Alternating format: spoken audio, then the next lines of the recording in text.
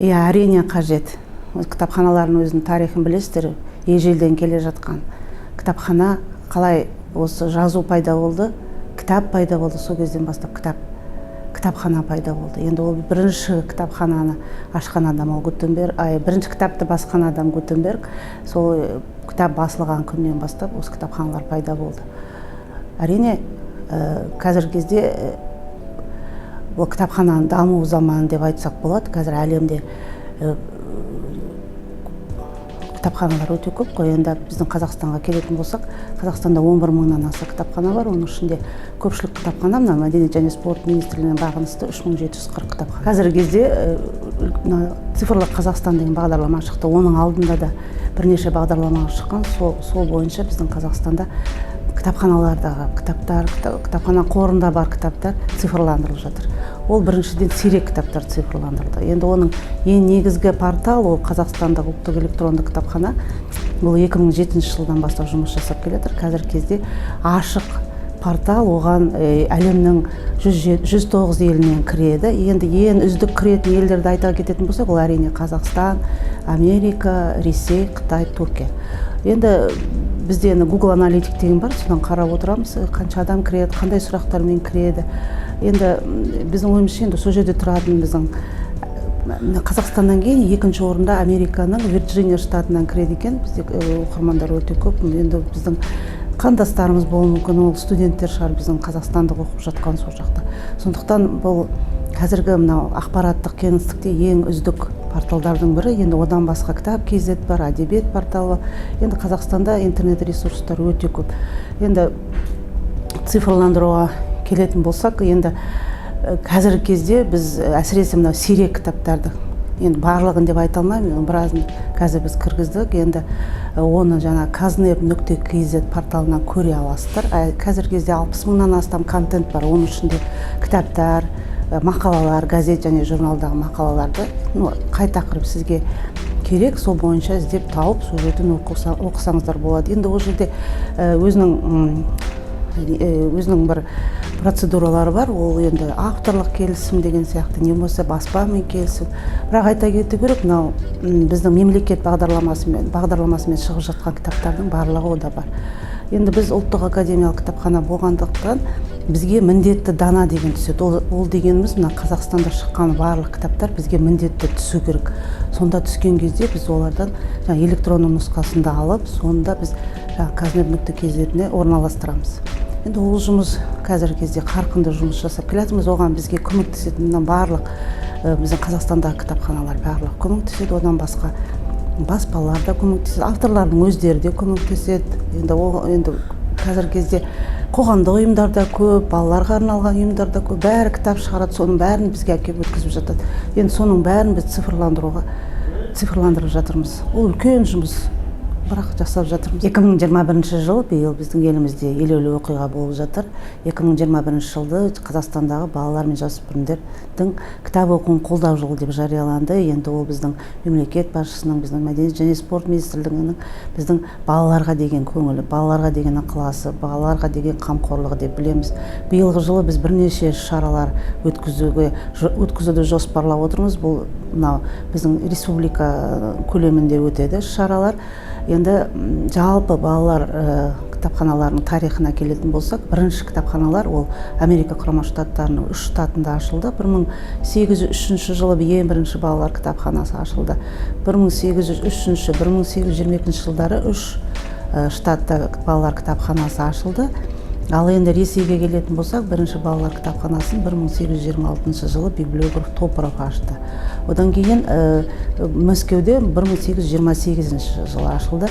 Ал енді даму деңгейіне келсек, балалар кітапханаларының 1911 жылы Мәскеуде бүкіл әлемдік кітапханалар съезі өтеді. Сол жерде балалардың оқуына арналған арнайы бағдарлама қабылданады. Сол енді айта кетуге болады. 1911 жылдан бастап балалар кітапханасының дамуы басталды. Ал енді Қазақстанға келетін болсақ, бізде балалар кітапханасы 1951 жылы ашылды. Ол Сапарғали Бегалин атындағы республикалық балалар кітапханасы 51 жылы ашылып, 76 жылы оған республикалық статус берілді. Ал 96 жылы Сапарғали Бегалин атындағы кітапхана болды, бірақ қазіргі кезде ол кітапхананы жауып тастады. Өкінішке орай қазіргі кезде біздің Қазақстанда балалар кітапханаларына арналған аналитикалық сараптамалық орталық жоқ.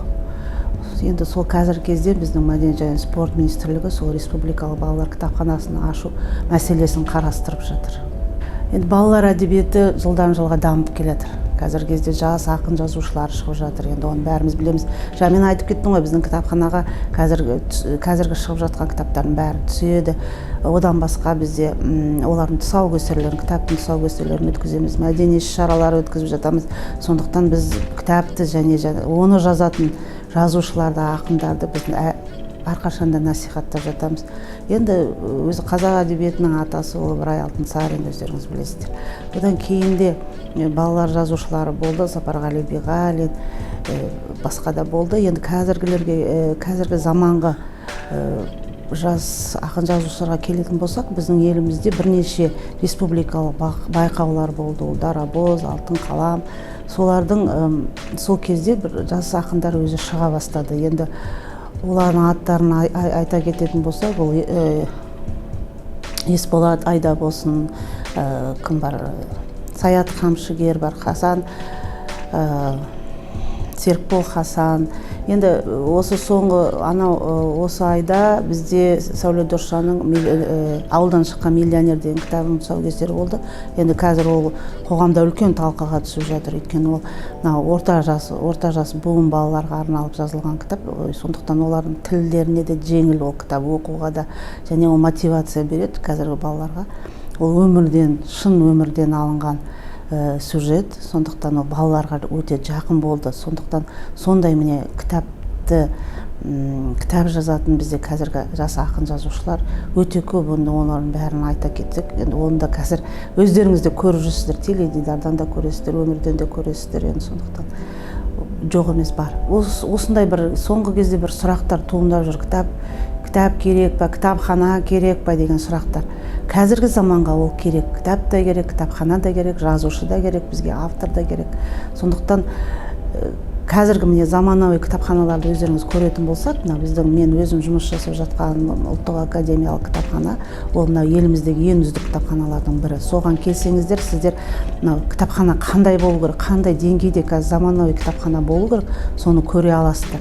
Енді оның ішінде мен айтып отырмын, кітап мұражайы бар. Ол кітап мұражайында сіздер осы міне Қазақстанның жазба мәдениеті қашан пайда болды, қашан бірінші кітап пайда болды. Енді кітап болғанда алдында тасқа жазылды, ол тас қайдан табылды, сол туралы ақпарат.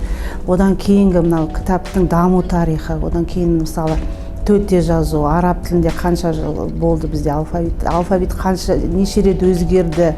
Одан басқа латын әліппесі қазіргі өте талқыланып жатқан мәселе, ол Қазақстанда неше рет болды. Қазіргі кітаптың негізі шығу тарихы бойынша сіздерге біз ақпаратты бере аламыз.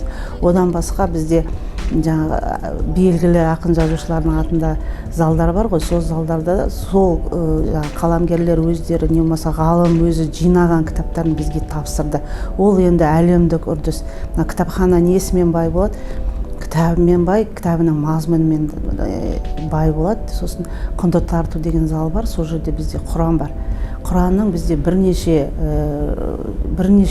түрлері бар. Бұрыннан бірнеше ғасырлар, әр ғасырда шыққан кітаптар бар. Соның ең құндысы осыдан 700 мың жылы басталған, бірақ 7 ұрпақ 100 жыл сайын ауысып тұрады ғой. Сол жазған өздері, сол ең құнды экспонаттардың бірі деп айта аламыз. Сол Құран тәпсір. Оны біз Иранда ұлттық кітапханасында реставрация өткізіп, қазір оқырмандарға келушілерге көрсетеміз. Енді кітап 10-15 жылда қандай болады, ол кезде де болады. Өйткені қазіргі ұрпақ ол әлі бар болса, біз бар болғанда ол кітап та болады, кітапхана да болады. Бірақ енді 10-15 жыл емес, кейін 35-50 жылдан кейін ол кітапхана өзгеруі мүмкін. Бірақ өзгеруі мүмкін атауы, сонда істейтін қызметкерлердің лауазымдары өзгеруі мүмкін, бірақ ішкі мазмұны ол өзгермейді. Бірақ айта кетер, ұлттық кітапхана мен көпшілік кітапхананың оның айырмашылығы бар. Ұлттық кітапхана болғаннан кейін, ол енді стратегиялық объект болғаннан кейін, ол негізгі миссиясы Қазақстанда және шетелде шыққан Қазақстанға байланысты кітаптарды жинау негізгі миссиясы, оны ешқашан жоғалтпайды. Сондықтан ол қашан кітап қашан шығады, сондықтан біздің кітапхана ол болады, оны болмайды деп те айтуға. Бірақ ол қалай болады, ол басқа сұрақ. Ол енді мысалы қазір Кореяда бір кітапхана бар. Бір 8 қабатты кітапхана, бір этажда дейді, 2 адам істейміз дейді. Өйткені автоматтандырылған. Ал автоматтандыру ол бізге де келді. Біздің ұлттық кітапханада, біздің ұлттық академия кітапханада бізде барлық кітапханалық процестер автоматтандырылған. Жаңа сіз кітапты қабылдап алу, ол кітаптың өзі айналымы болады, оқырманға жеткенше ол бірнеше процесстерден өтеді. Оның бәрі автоматтандырылған.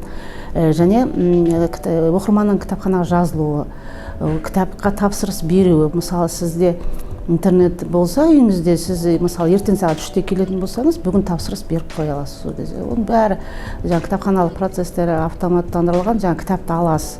Ол қоймадан оқу залына келгенше ол да автоматтандырылған. Ол енді біздің кітапхананы қазіргі кезде әлемдік кітапханалық қауымдастық бар ғой, әлем мойындаған кітапхана.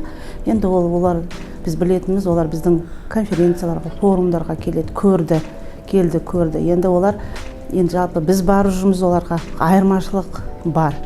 Біз айталамыз, Қазақстанда ешқандай кітапханалар әлемдік тәжірибеден, әлемдік деңгейден төмен емес, біз жоғары болмасақ төмен емес. Біз өйткені қазіргі кезде біз қай жерге барсақ та шетелде бізді мойындап, бізді басқаша көзқарас. Сіздер Қазақстан ең жақсы мемлекет, сіздің кітапханаңыздың орналасқан жері де бәйтеректің жанына өте. Оның өзі сіздің мемлекетіңіздің кітапханаға деген көзқарасы, кітапханаға деген қолдауы, кітапханаға деген қолдау. Сондықтан қазіргі кезде кітап оқимын деген адамға, кітап оқимын деген ғалым болсын, академик болсын, студент болсын, бізде Қазақстанда барлық жағдайлар жасалған.